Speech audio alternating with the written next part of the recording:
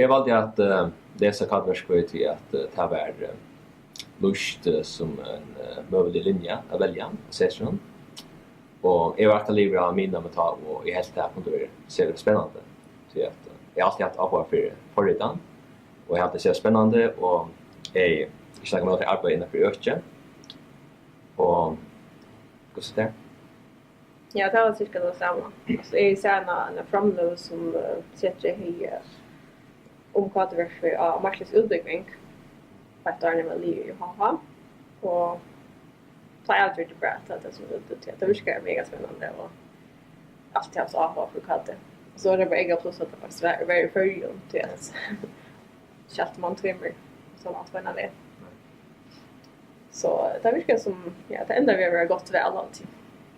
Till att så om du syns jag gå men då du är att det är så gott samband vi kallt under förjun till att nekva undervisningen är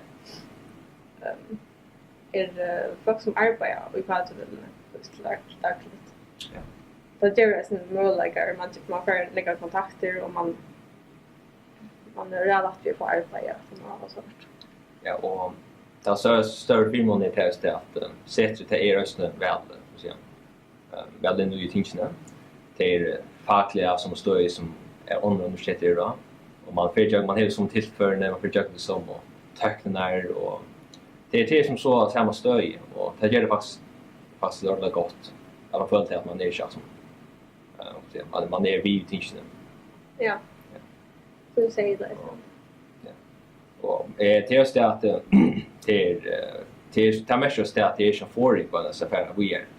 Och det ger oss några möjligheter.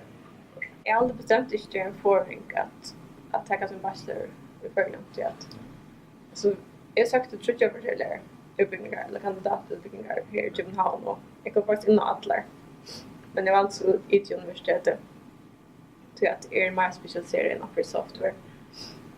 Och ja, det är större månader legalt som man köper på som luftlandet. Ja, där kan man säga att Rösvet är pickad ut i Jamsöppe och IT och det är så ja, det lite isne men det är så nära ställen det kan bli det vanligt. Jag tror inte att sin kandidat för en så att jag har den såna. Att ju alltså det är säkert punkt men nu är det så att säga att man vill gärna pröva att undertänka sig, komma ut och pröva så. Och det tog ju valt för det så vi är en ganska teacher i förrjun.